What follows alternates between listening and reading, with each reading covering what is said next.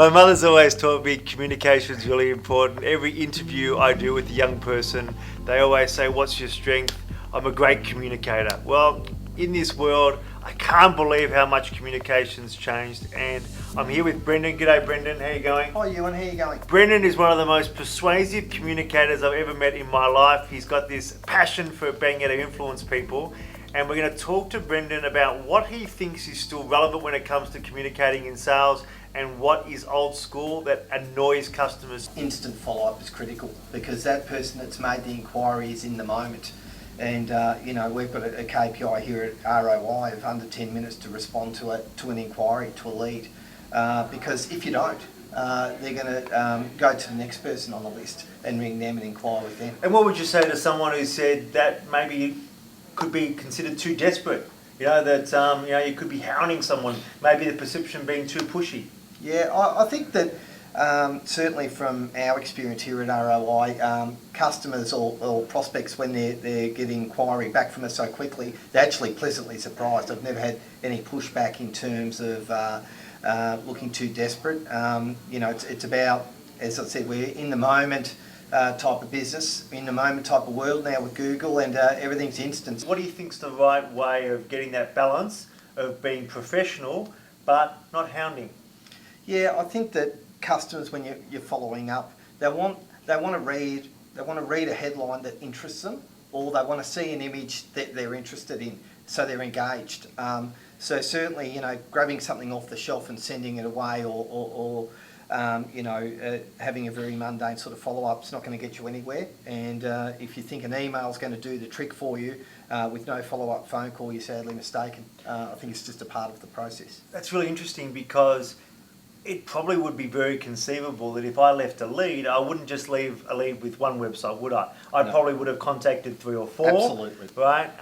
So just doing a vanilla response, I'm really not going to stand out. No, you're not.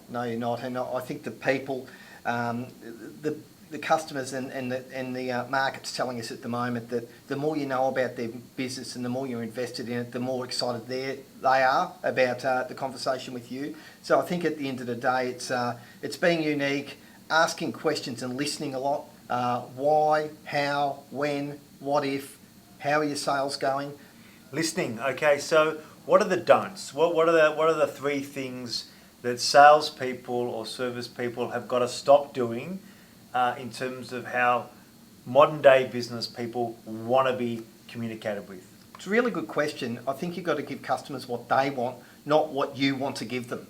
And I think that that's a really important point. And, our business has changed so much, as you know.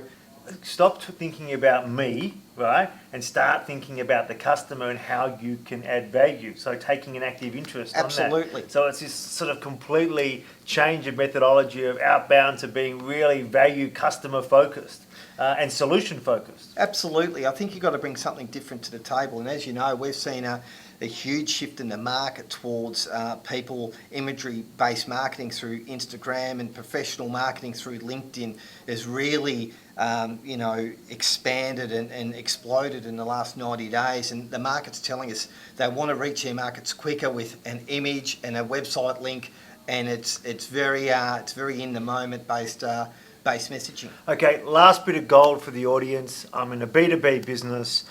You're the sales coach. I get a lead. Just tell me what I should be doing, A, B, and C, to at least be a chance to win the business. Yeah, I think that the response and follow-up's got to be really quick because otherwise customers will shop around. To bring something different to the table, look at not what we do, but look at what the customer does and how we can add some value and differentiate. And 3, come up with some crazy stuff around innovation and something new and creative that they may not have thought of before. So I always throw it back to the team, Ewan, as to what differences we can bring to the table. Fantastic, Brendan. Thanks for sharing. Thanks, Ewan. Appreciate it. Cheers.